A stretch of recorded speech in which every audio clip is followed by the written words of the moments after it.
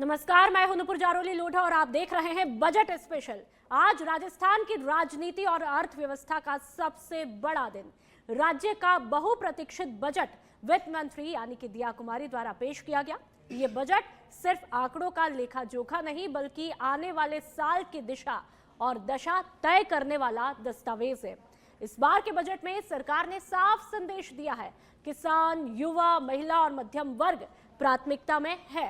कृषि क्षेत्र को मजबूत बनाने के लिए सब्सिडी, सिंचाई परियोजना और सस्ती बिजली पर खासा जोर दिया गया। परीक्षाओं के लिए नई टेस्टिंग एजेंसी का भी बजट में ऐलान है। स्वास्थ्य और शिक्षा में फ्री इलाज की योजना को और मजबूत करने का ऐलान किया है। तो वहीं परीक्षाओं के लिए नई टेस्टिंग एजेंसी का भी बजट में घोषणा की गई है। 8वें वेतन आयोग को लेकर के कमेटी गठन की दिशा में कदम बढ़ाए गए हैं। सरकार ने नए पदों पर भर्तियों और स्टार्टअप को बढ़ावा देने की योजनाओं की घोषणा की है। तो वहीं होमगार्ड सहित कई विभागों में हजारों पद बढ़ाने की बात भी कही है। कुल मिलाकर के ये बजट राहत, विकास और रोजगार के संतुलन की कोशिश के रूप में देखा जा रहा है। अब निगाहें इस बात पर होगी कि घोषणाएं जमीन पर कितनी जल्दी और कितनी प्रभावी तरीके से उतरती हैं। तो क्या ये बजट राजस्थान को नई रफ्तार देगा?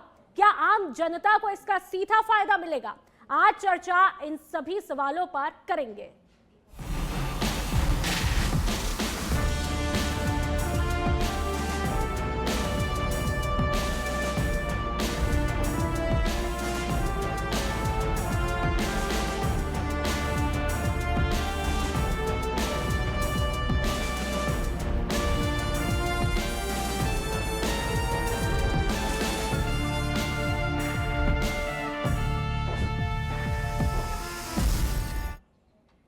और चलिए अब चर्चा का आगाज करूं उससे पहले तमाम मेहमानों से आप लोगों का तारुफ मैं करवा देती हूं। प्रकाश मीणा जी हमारे साथ में कांग्रेस के प्रवक्ता के तौर पर मुखातिब हुए हैं।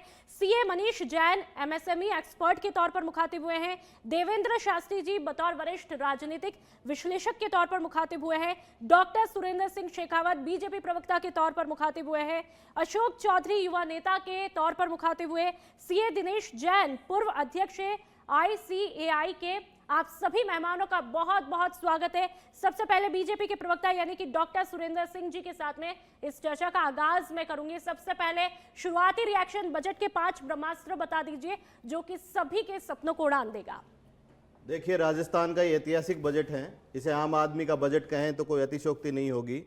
जिस तरह की पिछली सरकार का वित्तीय कुप्रबंधन था, उससे निकालकर राज्य में निवेश प्रोत्साहन का माहौल बनाने और पिछले 2 बजट जो रहे हैं उन्हीं बजट की दिशा में और आगे बढ़ते हुए राजस्थान की वित्त मंत्री ने 6.11 लाख करोड़ का अब तक का सबसे बड़ा बजट पेश किया है। राजस्थान की इकोनॉमी बूस्ट हुई है और 21 लाख करोड़ पर हमारी जो अर्थव्यवस्था है GSDP पहुंच गई है। सबसे बड़ी बात जो मैं कहूँगा कि वित्तीय अनुशासन की जो बात इस बजट में आपको देखने को मिलेगी कि राजस्व घाटा कम करके 1.5 से 1.6% पर लेकर आए हैं। इसी तरह राजकोषीय घाटा भी GSDP का 4.3% पर लेकर आए हैं। ऐसा कोई वर्ग नहीं है जो वंचित रहा है, चाहे किसान है तो एग्रीकल्चर सेक्टर के लिए भी बड़ी घोषणाएं हुई हैं, नौजवानों के लिए घोषणाएं हुई हैं, मजदूरों के लिए घोषणाएं हुई हैं, महिलाओं के लिए घोषणाएं हुई हैं। आप ये भरोसा रखिए कि जो 2029 तक राजस्थान की इकोनॉमी को $350 बिलियन ले जाने का लक्ष्य है भजनलाल जी की सरकार का, प्रधानमंत्री नरेंद्र मोदी जी का जो विकसित भारत का 2047 का संकल्प है, उसके साथ कदम ताल करते हुए राजस्थान आगे बढ़ रहा है। ठीक है, चलिए हमारे साथ में पैनल में दीप्ति चौधरी जी भी जुड़ी हुई है सोशल एक्टिविस्ट के तौर पर। आपका बहुत बहुत मैम स्वागत है। इस चर्चा को आगे बढ़ाती हूँ और कांग्रेस के प्रवक्ता प्रकाश मीणा जी हमारे साथ में है।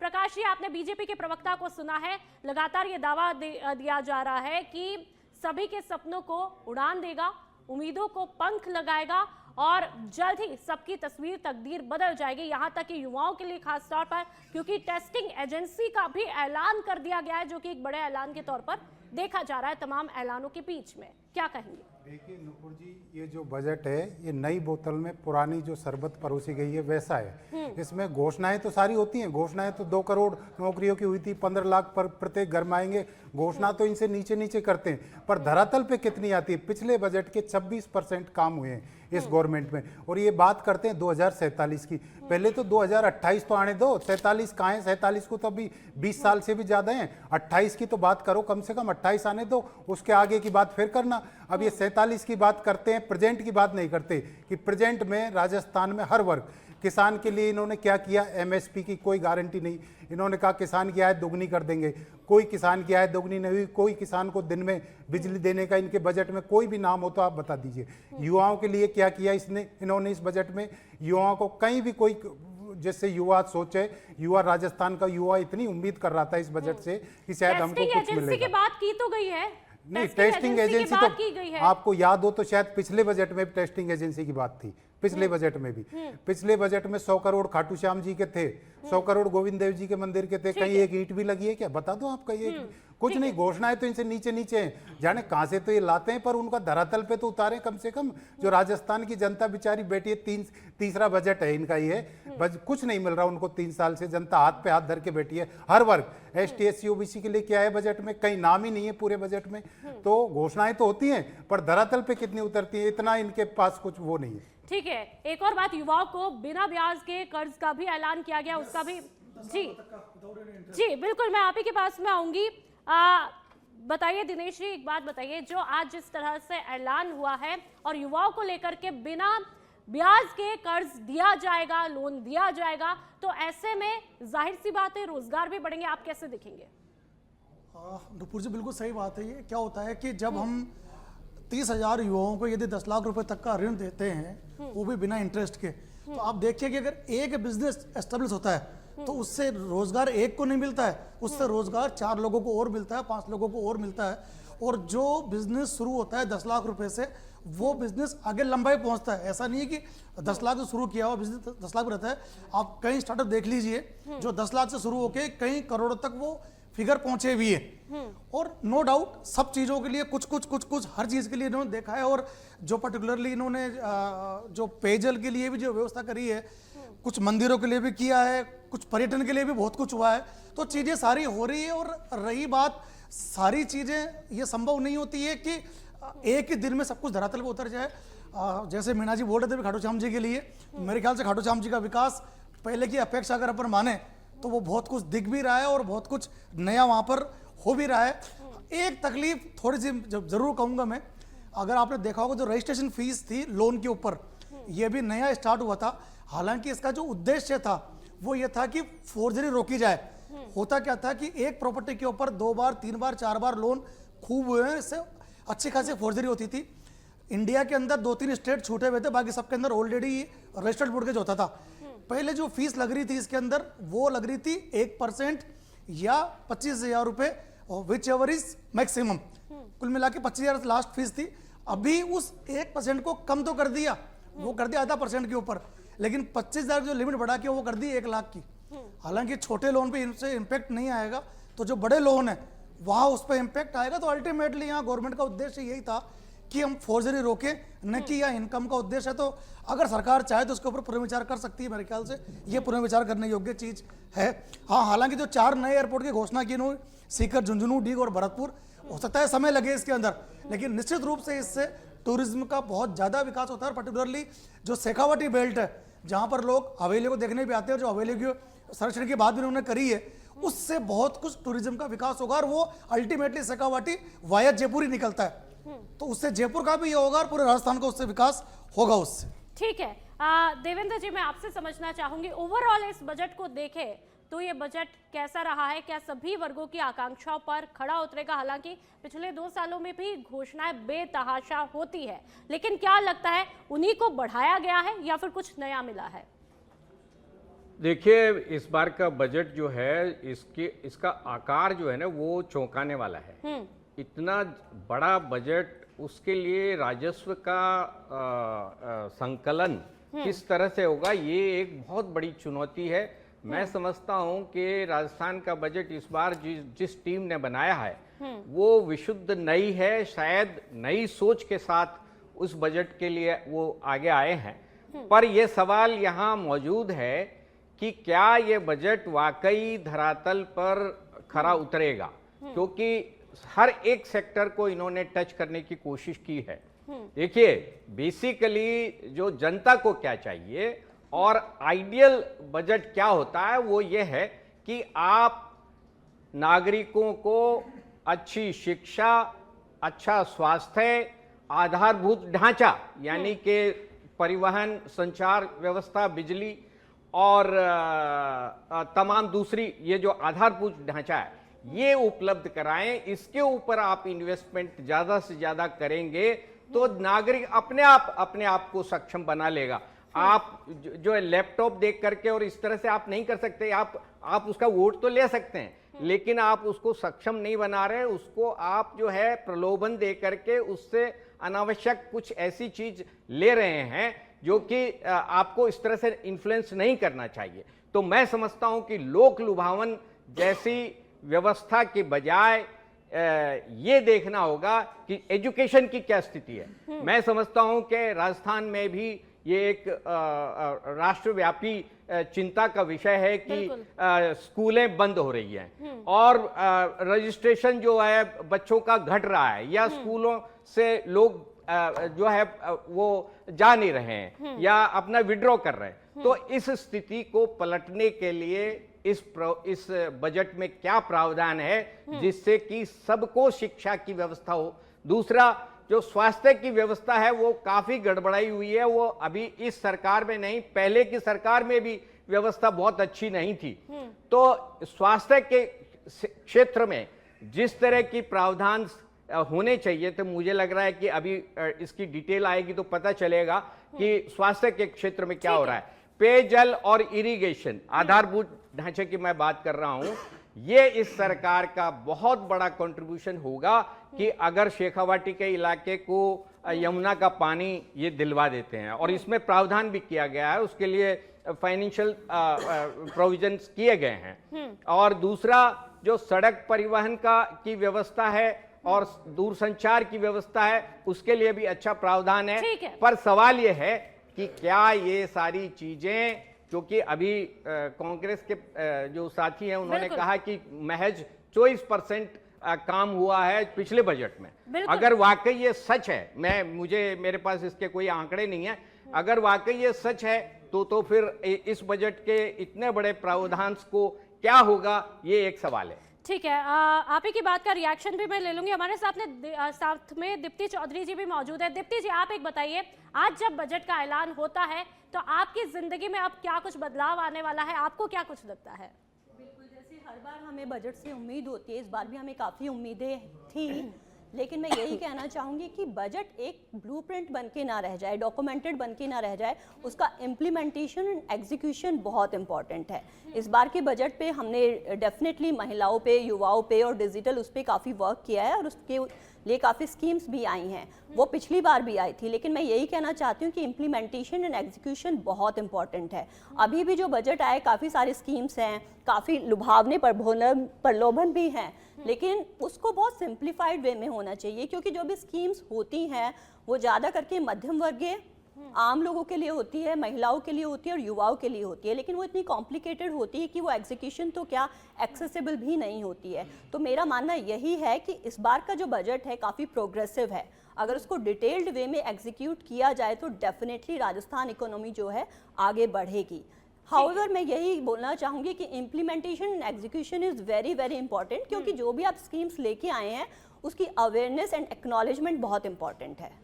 ठीक है, बीजेपी के प्रवक्ता से ही इस बात का जी। एक सेकंड, यहाँ मैं बीइंग ए मीडिया पर्सन आपसे भी रिक्वेस्ट करूंगा, मेरे ख्याल से आप लोगों का बहुत बड़ा रोल है। यदि आपका प्रेशर प्रॉपर बना रहेगा तो शायद गवर्नमेंट एक एक करके इन सारी घोषणाओं को पूरा करने के लिए बाध्य भी होगी, तो यहाँ पर आपका प्रेशर काम करेगा। बिल्कुल, आपके सुझाव के लिए बहुत बहुत शुक्रिया। और चलिए, हमारे साथ में जो है बीजेपी के प्रवक्ता से ही मैं एक रिएक्शन ले लेती हूँ। आपने सुना है, दीप्ति जी को सुना है, बहुत ही इंपॉर्टेंट पॉइंट उन्होंने कहा है। इम्प्लीमेंटेशन की बात लगातार हो रही है, एग्जीक्यूशन की बात लगातार हो रही है कि आखिरकार कब कैसे होगा, लेकिन इसके अलावा ये भी है कि जो आपने बताया कि इतनी घोषणाएं वो तो ठीक है, लेकिन शिक्षकों के जो हालात है, शिक्षकों की कमियों को लेकर के भी एक बड़ा मुद्दा है राजस्थान में। उनकी भर्तियों को लेकर के इस बजट में क्या कुछ हुआ, आपसे सुनना चाहूंगी। देखिए, जो तमाम बातें सब निकल के आई इस चर्चा में, एक तो मैं आपको कहना चाहूंगा कि भारतीय जनता पार्टी की सरकार बजट घोषणा को केवल बजट घोषणा नहीं मानती, ठीक है, जन सरोकारों के प्रति उसकी प्रतिबद्धता है। 2718 जो बजट घोषणाएं हुई पिछली, उसमें से 797 पूरी हो गई, 1253 पे काम निरंतर चल रहा है और 650 घोषणाएं ऐसी है जिन पे कार्रवाई चालू है। कुल मिला के 75% घोषणाएं इस सरकार ने पूरी की है। ये अपने आप में एक बड़ी बात है। पिछली सरकारों से आप कंपेयर करेंगे तो भारतीय जनता पार्टी की सरकार अपनी बजट घोषणाओं के प्रति उतनी ही जिम्मेदार है। हम इसको पवित्र मानते हैं और इस काम करने को अपनी जिम्मेदारी समझते हैं। दूसरी बात जो आप सरकारी भर्तियों को लेके कह रही हैं, तो भारतीय जनता पार्टी की सरकार ऐसी सरकार है जो हर साल अपना भर्तियों का कैलेंडर जारी करती है। अभी दिसंबर 2025 में 92,000 नियुक्ति पत्र सरकार ने दिए हैं और जनवरी तक 1 लाख नियुक्ति हम लोगों ने कंप्लीट कर दी है। इस साल का भी जो कैलेंडर जारी हो चुका है, 1,43,000 भर्तियां इस साल में होनी है। 5 साल के इस पूरे टर्नओवर में 4 लाख 4.5 लाख सरकारी नौकरियां हम पूरी करेंगे और 6 लाख प्राइवेट सेक्टर से पूरी करेंगे। इसके अलावा जो हमारी कोशिश है एंटरप्रेन्योरशिप डेवलप हो, अभी जो मुख्यमंत्री स्वराज योजना की आप बात कर रहे थे, उसमें ब्याज की सब्सिडी भी है और कैपिटल सब्सिडी भी सरकार ने साथ दी है। 30,000 नए उद्यमी तैयार होंगे। और सबसे बड़ी बात जो मैं कहूंगा, जिस पे दीप्ति जी सवाल, शाला दर्पण में काफी शिक्षकों के पद खाली है, वोकेशनल पदों का क्या हुआ, इनके बारे में भी बता दीजिए। अब मैं एक खास बात का जिक्र करना चाहूंगा जिस पे सवाल हो रहा था कि ये सरकार कैपेक्स पे सबसे ज्यादा खर्च कर रही है। 2020 से लेकर 2025 तक नरेंद्र मोदी जी की सरकार कैपेक्स पे 5 गुना बजट बढ़ा चुकी है। राजस्थान में भी कैपेक्स का जो बजट है, पूंजीगत व्यय 3427 करोड़ रुपए खर्च होने हैं। अपने आप में एक बड़ी बात है, जो बढ़कर 3-4 गुना उसका असर इकोनॉमी में नजर आता है। 42,000 किलोमीटर सड़कों का निर्माण होना है, 1800 करोड़ की सड़कें है सुरेंद्र जी, लेकिन धरातल पर तस्वीर क्या है जो मैंने सवाल निश्चित रूप किया से सुरेंद्र जी, जो मैंने सवाल किया उसका जवाब मुझे नहीं मिल पाया। चलिए कांग्रेस के प्रवक्ता से मैं ले लेती हूँ। ठीक है, एक मिनट दिनेश जी, मैं आपके पास में आऊंगी, फिर आप मुझे जवाब दीजिएगा। कांग्रेस के प्रवक्ता से मैं कहूंगी, अच्छा खासा बजट है, सब तरफ चर्चाएं भी हो रही है कि जो विकास को रफ्तार देगा, विकसित राजस्थान की नींव को मजबूत करेगा। कई घोषणाएं हुई है, इंफ्रास्ट्रक्चर को लेकर के हुई है और युवाओं को लेकर के हुई है कि भाई अब आपको ब्याज के बिना लोन दिया जाएगा। महिलाओं को लेकर के बीपीओ की भी घोषणा कर दी जाती है। तो ऐसे में अब क्या कुछ दिक्कत है? आप कह रहे हैं कि 27 तकरीबन लगातार जो विपक्ष आरोप लगा रहा है 27% ही हुई है घोषणाएं पूरी अब तक जो बीजेपी ने पिछले 2 सालों में की है, लेकिन बीजेपी का दावा है कि हमने 75% के आसपास कर ली है। दिक्कत क्या है? देखिए नुपुर जी, आपने खुद ने देखा है, शिक्षा की व्यवस्था शास्त्री जी ने बोला था, गवर्नमेंट स्कूलों का कितना बेहाल है। अभी आपने थोड़े दिन पहले झालावाड़ में देखा, 8-10 बच्चे दब के मर गए। विद्यालय भवन कितने जर्जर हैं, कोई ध्यान नहीं दिया जा रहा। लड़कियों के ऐसा विद्यालय में कोई सिस्टम नहीं है जो टॉयलेट बनाओ। लड़कियां बेचारी उसके चक्कर में, अभी थोड़े दिन पहले न्यूज में भी चला, पानी नहीं पीती कि टॉयलेट कहाँ जाए, क्योंकि टॉयलेट है ही नहीं। तो शिक्षा की व्यवस्था, रजिस्ट्रेशन लगातार गिर रहा है और सरकारी स्कूलों के प्रति लोगों का मोहभंग हो रहा है, क्योंकि कुछ सुविधा ही नहीं है। टीचर की सुविधा नहीं है, ना फिर स्कूल में कोई सुविधा है, और भवन से वैसे ही डर लगता है कि कब गिर जाए। और गरीब तबके के लोग शिक्षा व्यवस्था में इतने दूर होते जा रहे हैं, बेचारे पैसा खर्च करके प्राइवेट सेक्टर में जाते हैं, प्राइवेट स्कूलों में जाते हैं, गरीबी होती है, क्योंकि गवर्नमेंट की तरफ से कोई योजना ही नहीं है।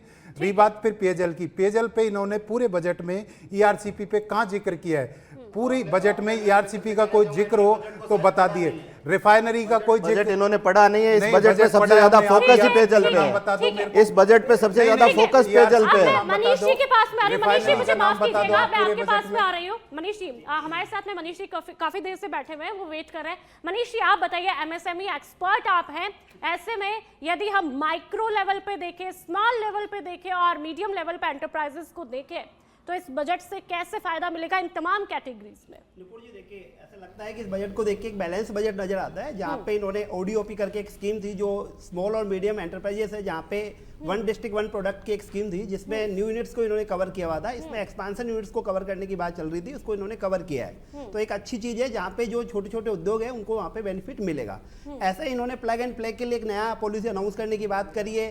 ड्रोन पॉलिसी नहीं लेके आने की बात कर रहे हैं, वो भी एक अच्छी बात है जो इस बजट में देखने को मिली है। इसके साथ सबसे बड़ी बात, जो लॉजिस्टिक और वेयर हाउस पार्क के लिए एक्सपांशन कैटेगरी को कवर नहीं किया गया था, वो कवर किया गया है। लेकिन यहाँ पे देखने की बात और भी है कि जो बजट में हम बातें कर रहे हैं उसका बजट एलोकेशंस भी होना चाहिए। जैसे हम लोग बात कर रहे हैं मुख्यमंत्री स्वरोजगार योजना की 10 लाख रुपए और मार्जिन मनी की कैपिटल सब्सिडी हम देने की बात कर रहे हैं, ठीक है, ये अच्छी स्कीम है, लेकिन इससे पहले भी ऐसी स्कीम्स अवेलेबल है जो पहले से चल रही है। मुख्यमंत्री लघु उद्योग प्रोत्साहन योजना है और विश्वकर्मा युवा उद्योग प्रोत्साहन योजना पहले से चल रही है, तो उनमें भी बजट के एलोकेशंस में कुछ इशू आ रहे हैं। तो एमएसएमई को रियल में जब केस मिलेगा तभी एमएसएमई आगे बढ़ पाएगा। घोषणाओं से उनका पेट नहीं भरता है। जब पैसा आएगा, उसके पास पैसा उसके अकाउंट में जाएगा। एक साल 6 महीने से उनके बजट एलोकेशंस का इशू आ रखा है। रिप्स में एक पॉलिसी है राजस्थान निवेश प्रोत्साहन योजना, उसमें भी ब्याज और कैपिटल सब्सिडी की जो प्रोविजंस है, जहाँ पे बजट एलोकेशंस का इशू आ रहा है। एक बड़ा कंसर्न है कि एमएसएमई को एक्चुअल में पैसे का फ्लो मिलना चाहिए। हालांकि इस बजट को देख के समझ में आता है कि ये बैलेंस बजट है। इन केस ऑफ एमएसएमई हम इंडस्ट्रियल कॉरिडोर की बात करें, जहाँ पे मारवाड़ का एक नया एरिया इन्होंने एक्सप्लोर किया है, एक अच्छी चीज करी है। साथ में जो इंडस्ट्रियल पार्क है वो पिछले घोषणा की कंपेयर में इस बार कम दिखाई दिए। हालांकि फिर भी जयपुर की बात करें, जयपुर के आसपास 4 इंडस्ट्रियल पार्क नए अनाउंस करें, तो उसके दृष्टिकोण से देखा जाए तो बैलेंस बजट नजर आता है। ठीक है, चलिए दिनेश जी, मैं आप ही के पास में आऊंगी।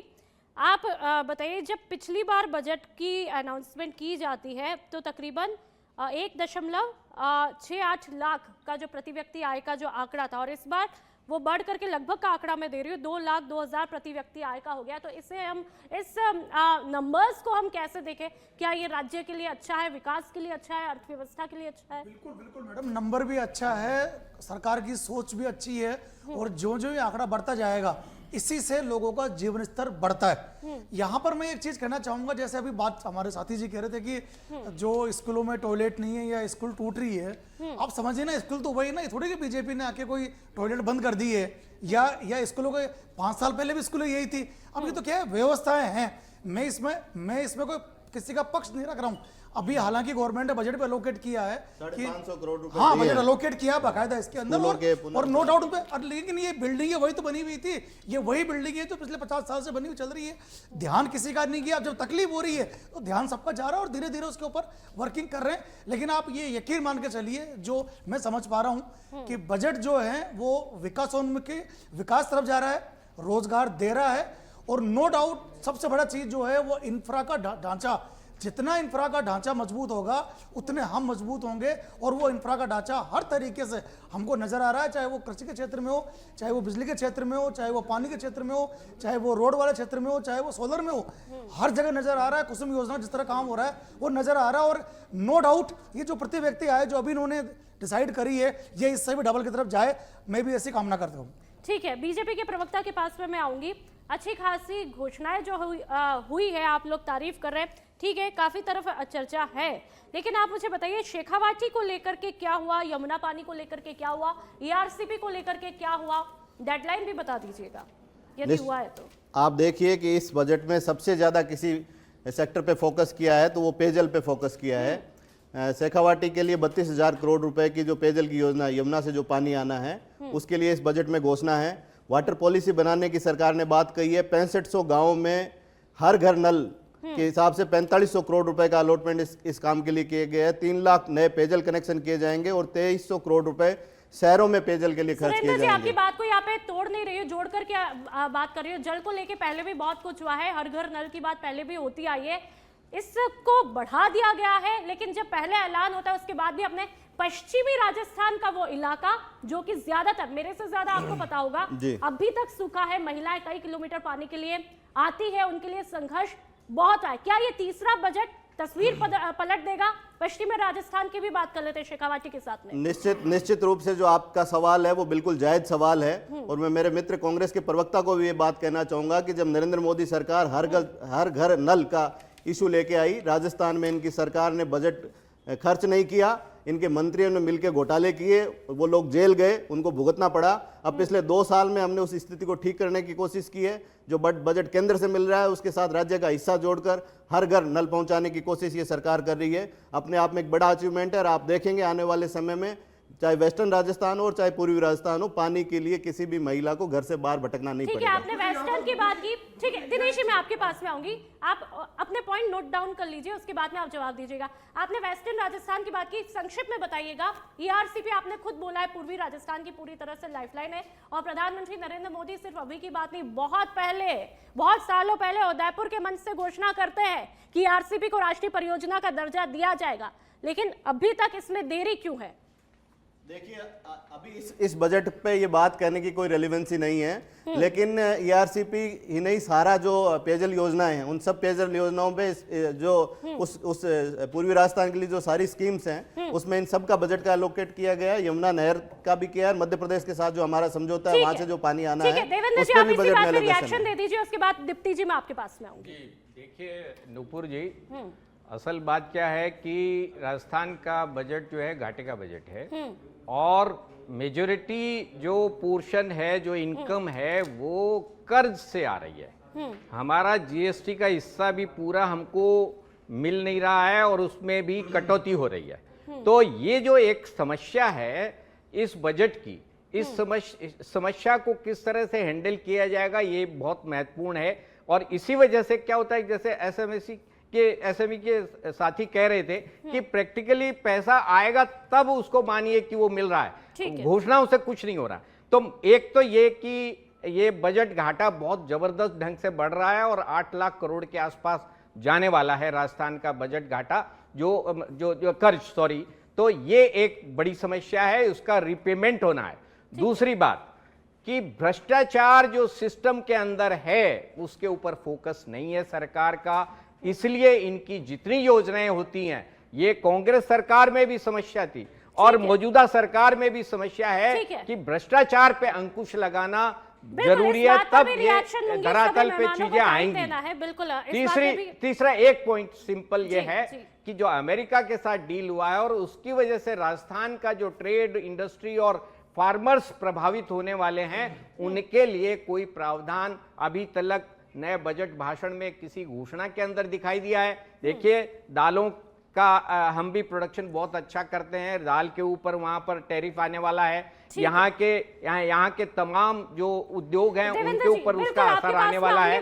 तो उसका नहीं। हमारे साथ में दीप्ति जी भी जुड़ी हुई है। दीप्ति जी, आज हमने देखा रूरल वुमेन बीपीओ खोलने का ऐलान किया गया जिस पर 100 करोड़ रुपए खर्च किए जाएंगे, तो वही महिला स्वयं सहायता समूह यानी कि SHG को अब 50 लाख की जगह 1 करोड़ तक का कर्ज मिल पाएगा और 50 करोड़ की लागत से नए महिला पुनर्वास केंद्र भी खोले जाएंगे। इन तमाम घोषणाओं को महिलाओं के हित में कैसे देखा जाए, कितना फायदा होगा? बिल्कुल, ये सुन के बहुत ही अच्छा लग रहा है जो स्कीम्स बताई गई हैं, लेकिन मैं यही कहना चाहूँगी, एक अच्छा बजट क्या होता है? एक अच्छा बजट होता है being a women entrepreneur and being a women itself. मैं यही कहना चाहूँगी, बजट होता है कि जो हमारी इनकम है हम उसी खर्चे में किस तरीके से बेनिफिट दिखा रहे हैं, ग्रोथ दिखा रहे हैं, डेवलपमेंट दिखा रहे हैं। लेकिन अगर वो चीज़ नहीं हो रही है और हम बाहर से लोन लेके अपने काम पूरे कर रहे हैं, तो I don't think we can ever see any kind of growth and development. Definitely महिलाओं को आगे बढ़ाना बहुत इंपॉर्टेंट है, क्योंकि हमारी इकोनॉमी तभी इंक्रीज होगी और तभी बेनिफिट होगा और तभी डेवलपमेंट होगा जब महिलाएं आगे आएंगी। तो उसके लिए स्कीम्स कारगर होगी, लेकिन सिर्फ डॉक्यूमेंट्स पे नहीं, it should be implemented again and again. I am saying, क्योंकि पिछली बार के बजट से भी हमें जो उम्मीदें थी वो पूरी नहीं हुई हैं, क्योंकि पेपर्स पे तो बहुत कुछ देखने को मिलता है, लेकिन जब हम उसे एक्सेसिबल करना चाहते हैं, लेना चाहते हैं, तो बहुत कॉम्प्लेक्स सिचुएशन होती है। आई थिंक डिजिटल इंफॉर्मेशन बहुत इंपॉर्टेंट है एंड वो सिंप्लीफाइड होना चाहिए। अगर आप लोन स्कीम कोई लेके आ रहे हैं महिलाओं के लिए, तो महिलाओं को पता होना चाहिए कि वो कैसे ले सकते हैं। स्मॉल सेक्टर इंडस्ट्रीज में जो कि महिलाएं, आई थिंक राजस्थान की महिलाएं बहुत ही टैलेंटेड हैं, एम्बिशियस हैं, लेकिन उन्हें वो डायरेक्शन नहीं मिल पा रही है। तो मैं यही कहना चाहूंगी, अगर हमें इकोनॉमी इंक्रीज करनी है, इनकम इंक्रीज करनी है, तो डेफिनेटली इसका जवाब मुझे लगता है मनीष जी बहुत अच्छे से दे पाएंगे। ठीक है, आप ही की बात को जोड़ करके पूछ लेती हूँ। मनीष जी, आप बताइए क्या सोल्यूशन क्या आज के बजट में दिखा जिसके जरिए इकोनॉमी इंक्रीज होती हुई आप दिखाई देने की उम्मीद है? मैम, अगर हम देखें इस बजट के आकार को देखें, 42% इस बजट को बढ़ाया गया लास्ट ईयर से। तो जिस हिसाब से इस बजट को बढ़ाया गया, बजट घाटा भी इस हिसाब से ही बढ़ेगा और कॉस्ट और प्रोडक्शन कॉस्ट और इनकम की हम बात करें तो ये इशू आने वाला है। बात करें एमएसएमई के दृष्टिकोण से इसको देखिए तो एमएसएमई में अभी भी फीमेल एंटरप्रेन्योर के लिए कह रहे हैं कि ये नई स्कीम आई है, ये नया नवाचार हुआ है। ये वाली स्कीम पिछली बार भी थी, इसमें 50 लाख रुपए तक का बेनिफिट पहले भी था, इसको बढ़ा के 1 करोड़ रुपए कर दिया गया। पॉइंट क्या है कि इस योजना का प्रचार प्रसार इतना होना चाहिए, रियल बेनिफिट धरातल पे आने चाहिए। एक और पॉइंट मैं लिखना चाहूंगा, यहाँ पे बताना चाहूंगा कि लॉजिस्टिक और वेयर हाउसिंग के लेके एक नई बात कही है, जहाँ पे एक्सपांशन को कवर किया है इन्होंने, लेकिन आज भी जो लॉजिस्टिक पार्क पॉलिसी है और जो वेयर हाउसिंग पॉलिसी है उसमें वेयर हाउस को लेके एक कंडीशंस मेंशन करी हुई है, जिसमें राजस्थान निवेश प्रोत्साहन योजना 2024 में मेंशन किया हुआ है कि WDRA एक कंडीशंस है जहां पे warehouse development regulatory authority का सर्टिफिकेट होना अनिवार्य है, जबकि वो non food agro warehouse पे कवर ही नहीं होता है। अब हम बात कर रहे हैं कि हम 150 करोड़ की सब्सिडी दे देंगे, वेयर हाउस पे 25% की सब्सिडी दे देंगे, वो WDRA का रजिस्ट्रेशन मिलता नहीं और वो डिपार्टमेंट में जब फाइल लगाते हैं तो उनको वो बेनिफिट एक्चुअल फ्लो मिल ही नहीं पाता। जिस 150 करोड़ की सब्सिडी की हम बात कर रहे हैं, जिस 25% की हम बात कर रहे हैं, बात तो कर रहे हैं, पॉलिसी भी बनी है, बट WDRA का रजिस्ट्रेशन जिसकी एप्लीकेबिलिटी नॉन प्रोडक्ट इसमें फूड एग्रो में होता ही नहीं है और वो मिल ही नहीं पा रहा। जैसे जयपुर की हम बात करें, अजमेर रोड की हम बात करें, आगरा रोड की हम बात करें, यहाँ पे बड़े बड़े वेयर हाउसेस डेवलप हो रहे हैं जो प्राइवेट कंपनीज के हो रहे हैं, अमेजन, फ्लिपकार्ट, टाटा। अब ये जो वेयर हाउस आते हैं, ये 50 करोड़ 100 करोड़ का इन्वेस्टमेंट लेके आते हैं और ये पॉलिसी को पढ़ के लेके आते हैं, लेकिन जब डिपार्टमेंट में जाते हैं तो उनको पता लगता है कि WDRA कंडीशन है जिसको मुझे पूरा करना है, जबकि वो नॉन रिलेवेंट पॉलिसी का एक पार्ट है जिसको हटाया जाना चाहिए था। कई बार रिक्वेस्ट भी करिए और अभी भी हम कहेंगे कि WDRA की कंडीशन वेयर हाउस लॉजिस्टिक से हटना चाहिए, तभी लॉजिस्टिक डेवलपमेंट राजस्थान में होगा। ठीक है, कांग्रेस के प्रवक्ता के पास में होंगे, उसके बाद में प्लीज सबको बिल्कुल आप जिसको पॉइंट ध्यान में आ रहा है नोट डाउन कर लीजिए, उनकी बारी आएगी तब वो पॉइंट आप उठा लीजिएगा, क्योंकि मुझे सभी को इक्वल समय देना, यहाँ पर इक्वल समय देना मेरा फर्ज है। और चलिए कांग्रेस के प्रवक्ता के पास में मैं आऊंगी, जो लगातार बीजेपी दावे कर रही है और ऐसे में लगातार शहरी विकास की भी बात की गई आज बजट में। अर्बन ट्रांसपोर्ट फाइनेंस फंड बनेगा, सभी संभाग मुख्यालय को सिग्नल फ्री किया जाएगा, सभी संभागीय सड़कों पर फ्लाईओवर, अंडरपास, पार्किंग संबंधी काम होंगे। जयपुर की यदि मैं बात करूं तो 1000 करोड़ को शामिल करते हुए 2300 करोड़ से ज्यादा खर्च होंगे। तो वहीं शहरी निकायों में 7 लाख से ज्यादा स्ट्रीट लाइटें भी लगाई जाएंगी। इसके अलावा भी और बड़ी घोषणा हुई है। ऐसे में क्या लगता है, क्योंकि एक तो आप ग्रामीण विकास पर भी आप फोकस कर रहे हो, शहरी पर भी, तो ऐसे में पंचायत चुनाव से पहले क्या ये बजट बीजेपी का बड़ा ब्रह्मास्त्र बनने जा रहा है, तो आप क्या करेंगे? देखिए नुपुर जी, शहर में सबसे बड़ी समस्या जाम की समस्या है। 3 साल गवर्नमेंट को, 2 साल कंप्लीट हो चुके, तीसरी साल चल रहा है। 3 सालों में जयपुर में कहीं भी कोई फ्लाईओवर का कोई काम चल रहा हो तो इनका बता दीजिए कि हमने ये करवाया। और इतनी समस्या बढ़ गई है जाम की जयपुर शहर में कि रियल में बत्ती फ्री होना चाहिए पूरा शहर। जैसे कोटा करवा रखा था, हमारे धारीवाल जी ने करवाया था उस टाइम, और जयपुर में भी ऐसे ऐसे चौराहे हमने बत्ती फ्री करवाए जो उम्मीद नहीं कर सकते। बहुत से चौराहे, B2 बाईपास था, एक ये बजाज नगर मोड़ का था इधर, और आगे भी हम करते, पर अब हमारी सरकार नहीं थी। इनके पास 2-2.5 साल में क्या किया ट्रैफिक के लिए। और रोड एक्सीडेंट आप खुद देखिए, न्यूज़ चैनल में आप तो रोज सुनते हैं, डेली 5-10, 15 एक्सीडेंट, बड़े बड़े एक्सीडेंट राजस्थान में हो रहे हैं, क्योंकि इनके पास कोई सिस्टम व्यवस्था नहीं है। घोषणाएं तो इनसे नीचे नीचे हैं, पर धरातल पे कहाँ है चीज़ें, ये बताओ। अगर धरातल पे होती तो लोगों को बेनिफिट मिलता और ये इतनी दुर्घटनाएं नहीं होती। पेयजल की बात करते हैं, पेयजल ERCP का नाम बताया, अभी प्रवक्ता से पूछना चाहता हूँ सुरेंद्र जी से, क्या नाम है पूरी इसमें ERCP का पूरे बजट में, आप बताइए मेरे को। आपने राष्ट्रीय परियोजना घोषित करने में 3 साल लगा दिए और सेंट्रल में आपकी 11 साल से गवर्नमेंट है, अब तक राष्ट्रीय परियोजना घोषित क्यों नहीं किया?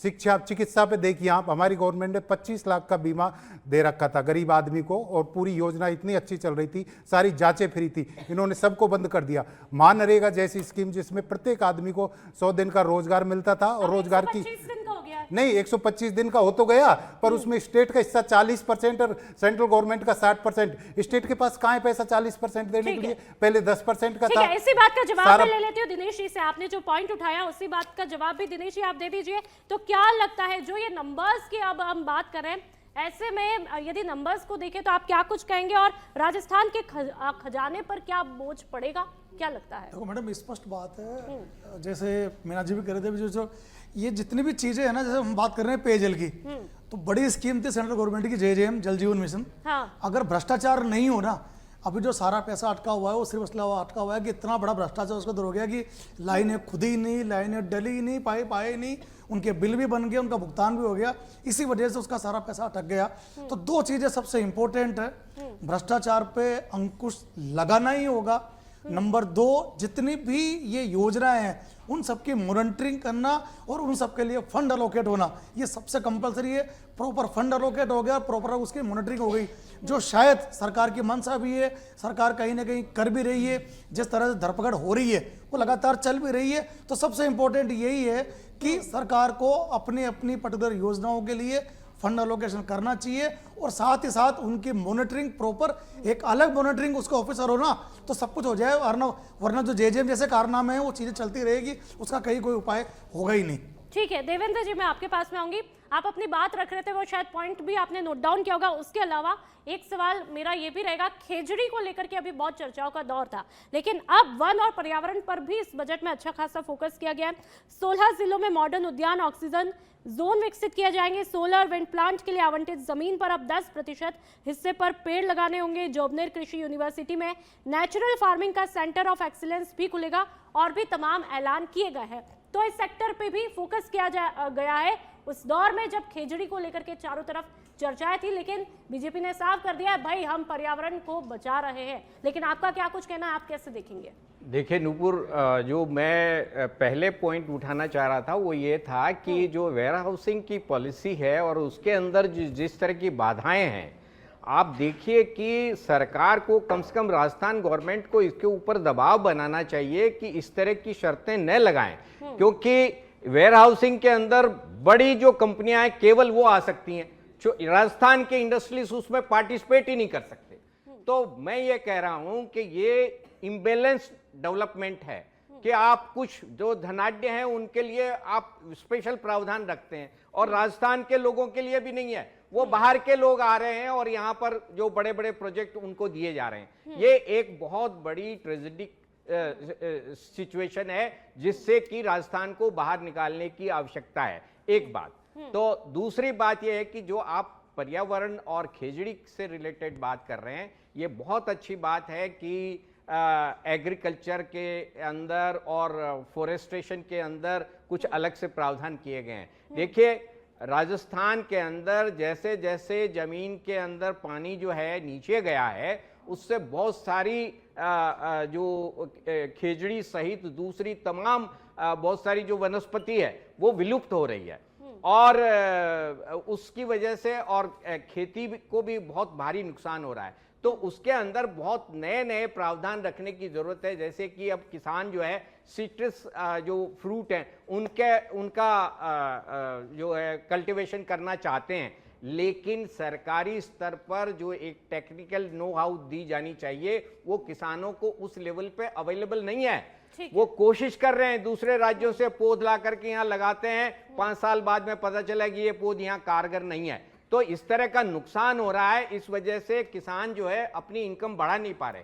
तो ये अच्छा प्रावधान है, अगर ये वाकई एक्सपर्ट्स को ला करके ये किसानों और दूसरे तमाम लोगों को ये मदद कर सकें। एक जो इम्पोर्टेंट पार्ट है जो मैं समझता हूं कि मिसिंग है, अगर राजस्थान गवर्नमेंट वाकई फॉरेस्टेशन को मदद करना चाह रही है तो जितनी जमीनें फॉरेस्ट की दबाई गई हैं उनको अभियान चला करके हर गांव में दबी हुई है जमीनें और उनको निकलवाएं, चरागाह निकलवाएं और उससे जो है एनवायरनमेंट को ज्यादा बेनिफिट होगा। ठीक है, हमारे साथ में मनीष जी भी बैठे हुए हैं, मौजूद हैं।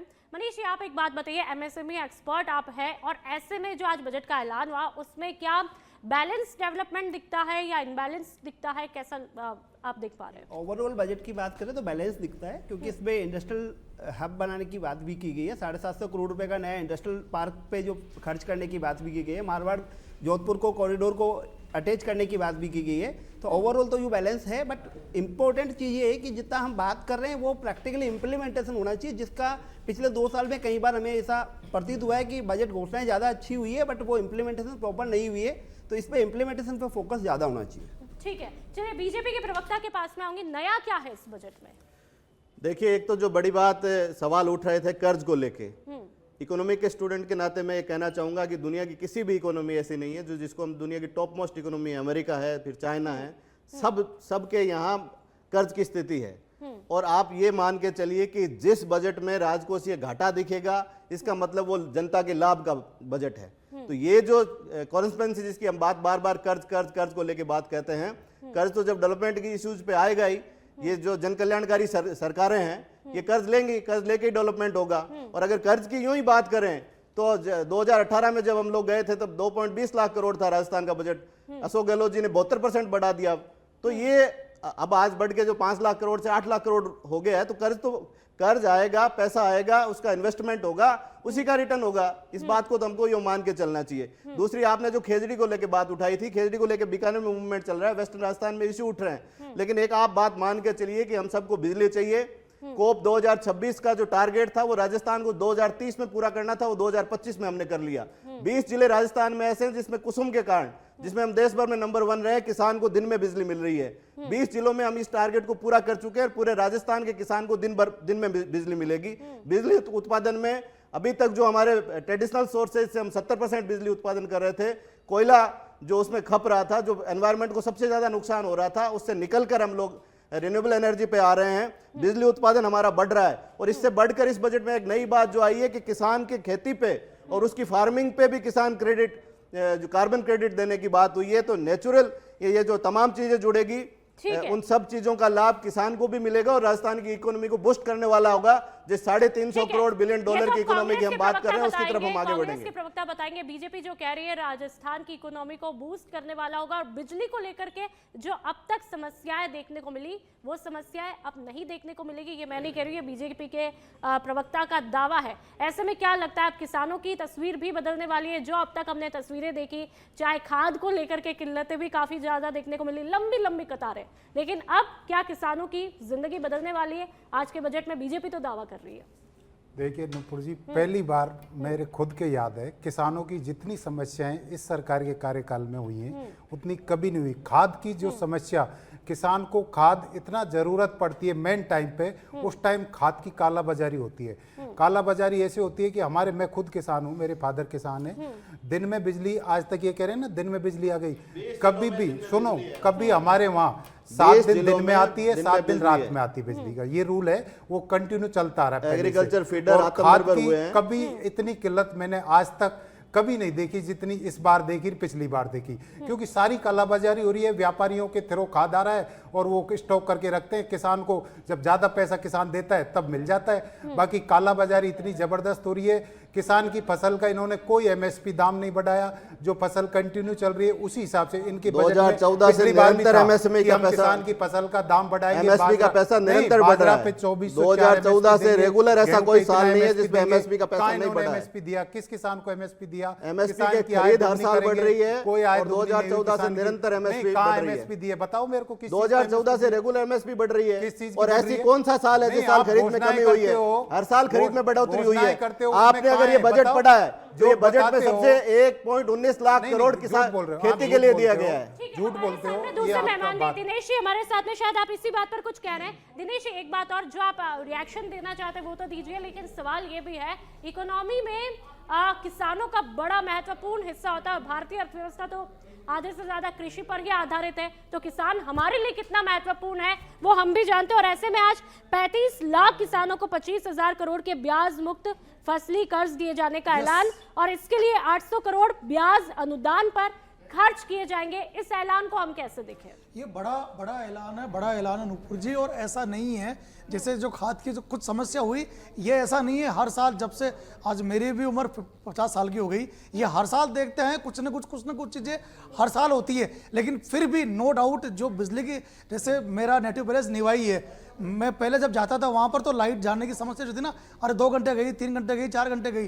अब कभी सुनते ही नहीं। वो बोलते तेरे जयपुर में निवाई में अब कोई फर्क नहीं है। नो डाउट देखो, एक और चीज़ ना, विरोध के लिए विरोध नहीं करना ना, जो चीजें अच्छी हो रही है उनको अच्छाई को करना पड़ेगा एक्सेप्ट, तभी हम शायद चीजों को आगे बढ़ पाएंगे। No doubt. यदि अच्छा एक और चीज, यदि अब हमको लगता है कि हम इससे और बेहतर कर सकते हैं तो हम उस बेहतर को प्रेजेंट करें ना अपने आप को, न कि जो चल रहा है उसका विरोध करें। आप देखिए जो बजट का साइज, रही बात जो अभी बीजेपी के प्रवक्ता बोल रहे थे, मैं भी इस बात से सहमत हूं। Being a chartered accountant, loan लेना बुरा नहीं है, सवाल ये है कि उस लोन का उपयोग कैसे हो रहा है, उस लोन का हम यूटिलाइजेशन कैसे कर रहे हैं। यदि वो जन कल्याण के कार्य में हो रहा है तो सरकार के पास पैसा कहां से आएगा? सरकार थोड़ी कोई कमाई करती है, सरकार बाहर ले देगी टैक्स, और टैक्स के अलावा जो लोन लेके ही वो बड़े इंफ्रा के काम कर सकती है। और आप देखिए ना जिस हद तक आज इंफ्रा का जाल फैल चुका है, वो अल्टीमेटली फैला उससे ये, और उसका जो फायदा है वो हम सबको सामने सामने दिख रहा है। पहले जो रोडों की स्थिति थी आप देखिए ना, ऐसा कोई शहर नहीं है, ऐसा कोई गांव नहीं है जहां पर कनेक्टिविटी नहीं बची, और वो भी फर्राटे से। मतलब जो गाड़ियों की स्पीड की, जो हम पहले जब जाते डिग्गी मालपुरा पहले क्या हालत थी, आज क्या स्थिति हो गई। तो वो ऐसा नहीं ना कि विरोध के लिए विरोध करें, चीजें आगे बढ़ रही है।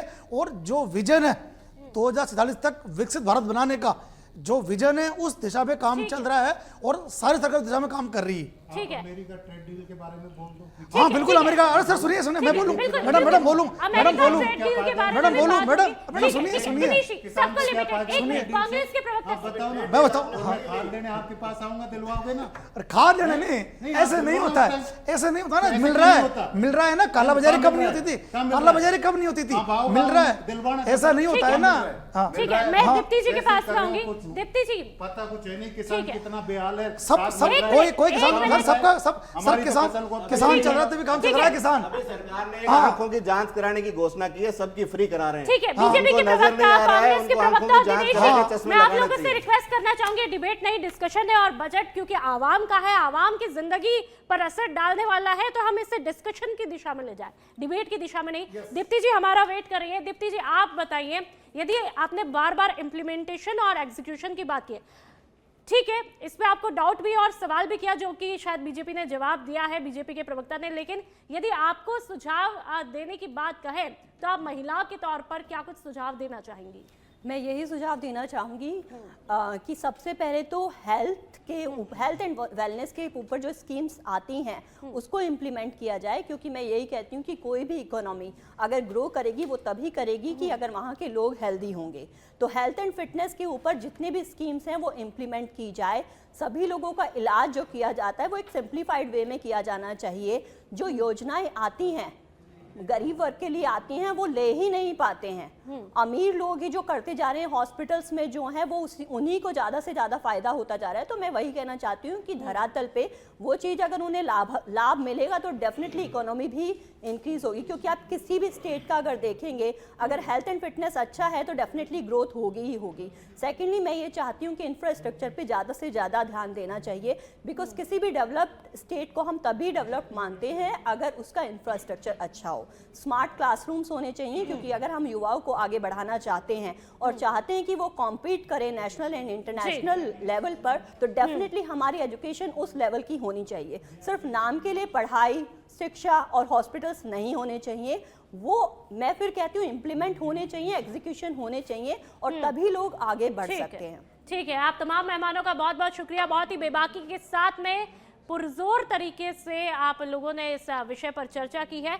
और चलिए लगातार आपको बताया कि आज जिस तरह से मुख्यमंत्री भजनलाल शर्मा सरकार ने अपना तीसरा बजट पेश कर दिया है, ऐसे में लगातार सरकार का तो दावा है सर्वांगीण विकास का ये बजट है, साथ ही चाहे किसान हो, युवा हो, महिला हो और मध्यम वर्ग, सभी को प्राथमिकता दी गई है। लेकिन विपक्ष कह रहा है कि घोषणाएं हमेशा होती है लेकिन धरातल पर तस्वीर अलग दिखाई देती है। लेकिन अब देखने वाला बात यह होगी कि आखिरकार इस बजट के द्वारा राजस्थान की आवाम की किस्मत कितनी ज्यादा बदलती हुई दिखाई देती है। तो फिलहाल इस शो में इतना ही, आप देखते रहिए सच बेधड़क। नमस्कार।